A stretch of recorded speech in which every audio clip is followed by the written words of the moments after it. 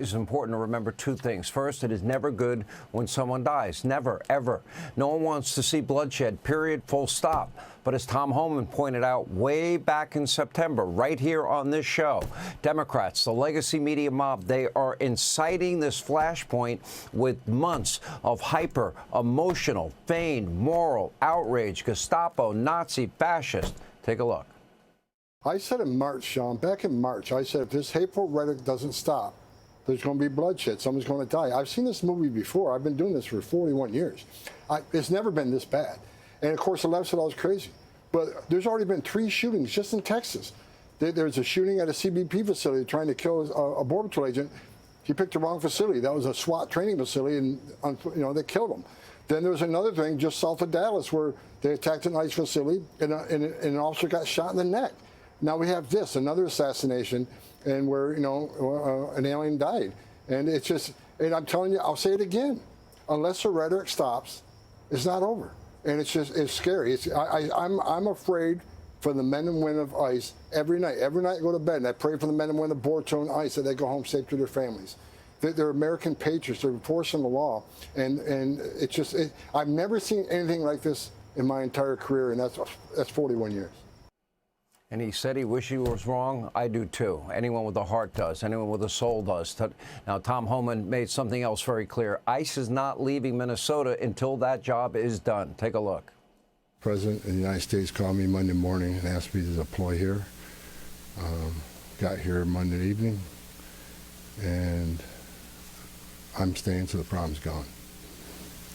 But we've made a lot of progress in the last 3 days.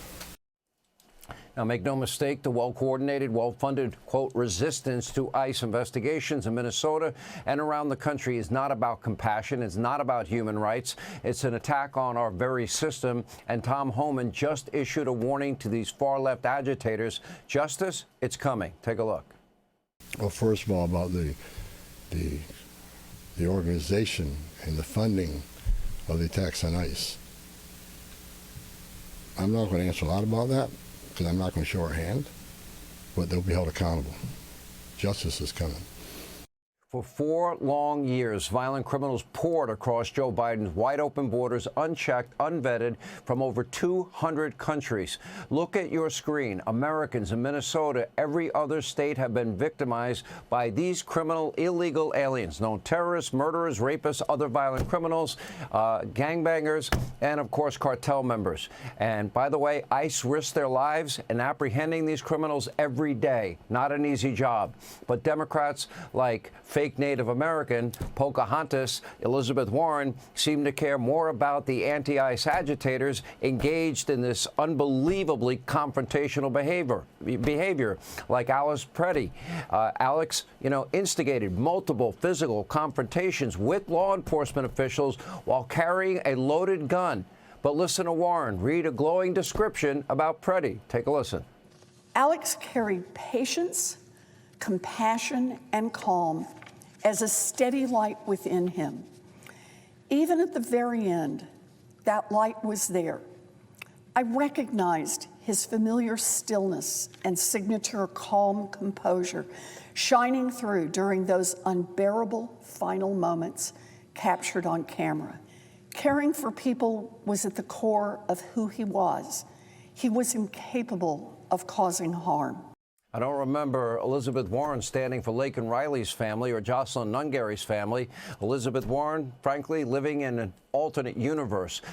What do you see? Anger, violence, screaming, cursing, spitting at law enforcement, kicking the taillight off their car, resisting efforts to apprehend with a gun in his waist, no less.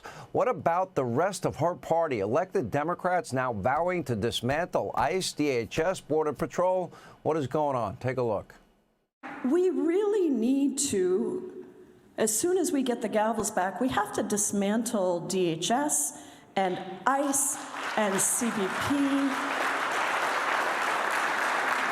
And we have to reconstruct them to what they really should be doing. Remember, don't let people tell you that these are agencies that have always existed and they need to exist. They didn't exist before 9/11.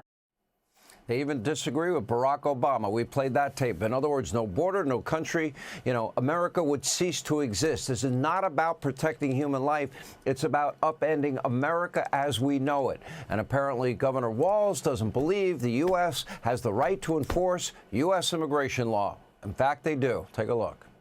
And this idea, oh, you can't criticize ICE because you're criticizing law enforcement. They are not law enforcement. They are not professionals. How dare they slander that? And you can have J.D. Vance and you can have these people slander my police, saying, well, if Minneapolis and Minnesota's police would help us more or whatever, it's because we're professionals and we're taking care of the people. We're not going to listen to your orders to.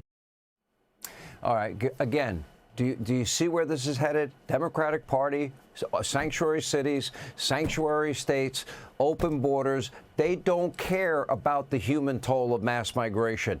They don't care about Americans being murdered and raped and assaulted and killed by illegal aliens. Their current anti-ICE outrage is pure political theater, or they would be protesting in cities like Chicago and New York City, where dozens are shot and killed every month.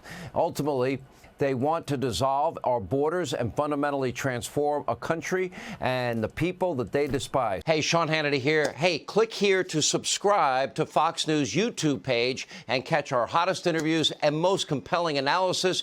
You will not get it anywhere else.